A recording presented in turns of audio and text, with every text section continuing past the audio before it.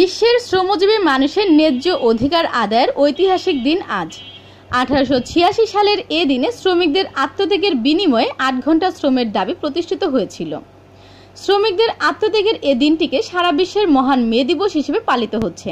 প্রতি বছরের ন্যায় এবারও আলোচনা সভা, সাংস্কৃতিক অনুষ্ঠান ও লাল পতাকা মিছিল বের করে বাংলাদেশ সড়ক পরিবহন শ্রমিক ফেডারেশন।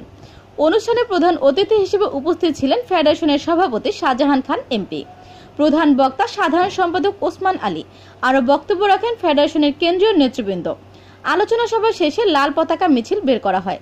ফেডারেশনের ব্যানারের পেছনে অন্তর্জেলা truck cover van, mini truck চালক শ্রমিক ইউনিয়ন মোহাম্মদ বাচ্চু খন্দকারের নেতৃত্বে ঢাকা জেলা হিউম্যান হলার সড়ক পরিবহন শ্রমিক ইউনিয়ন, সেলিম সরোয়ারের আব্দুর রহমান, আব্দুর রহিমের নেতৃত্বে ঢাকা জেলা সড়ক পরিবহন শ্রমিক ইউনিয়ন সহ আরও অন্যান্য পরিবহন সংগঠনের নেতৃবৃন্দ ও পরিবহন শ্রমিকরা লাল পতাকা মিছিলে অংশ নেয়।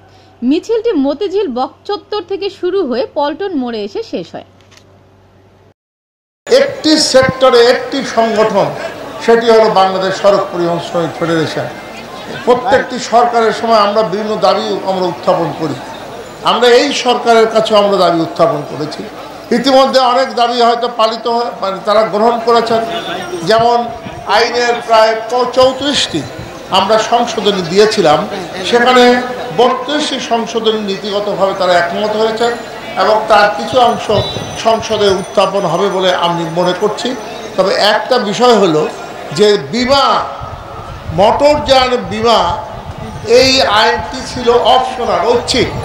এটাকে বাধ্যতামূলক করায় বহু মালিক এবং অনেক শ্রমিকের পুরানো গাড়ি আছে, সেই পুরানো গাড়ির উপরে যদি আপনার বিমা ধার্য করা হয়, তাহলে একজন শ্রমিক যারা গাড়ি কিনে নিজেই চালাচ্ছেন সে ক্ষতিগ্রস্ত হবে, প্রত্যেকটি মানুষ ক্ষতিগ্রস্ত হবে। 2 তারিখে পার্লামেন্ট বসতেছে। আজকের আইনমন্ত্রী মহোদয় বলেছেন শ্রমিকদের ট্রেড ইউনিয়ন অধিকার রেখেই আইন সংশোধন করা হবে। তার মানে এই পার্লামেন্টে সেই অত্যাবশ্যকীয় পরিষেবা আইন বিলটি উঠতে পারে।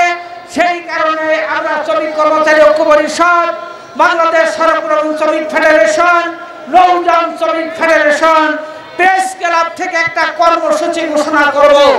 যদি অত্যাবশ্যকীয় পরিষেবা বিল আসে আর শ্রমিকদের সুরক্ষার আইন অধিকার যদি পার্লামেন্টে না উঠে, তাহলে আজকের এই কর্মসূচির ভিত্তিতে আমরা সেখানে কর্মসূচি ওই পার্লামেন্টের চলাকালীন সময়ে অত্যাবশ্যকীয় পরিষেবা বিল বাতিল না করলে বাংলাদেশের 70 লক্ষ পরিবহন শ্রমিক, আমাদের 7,34,00,000 শ্রমিক এই আইন মানবে না। তার বিরুদ্ধে যে কোনো কর্মসূচি আমরা দেব।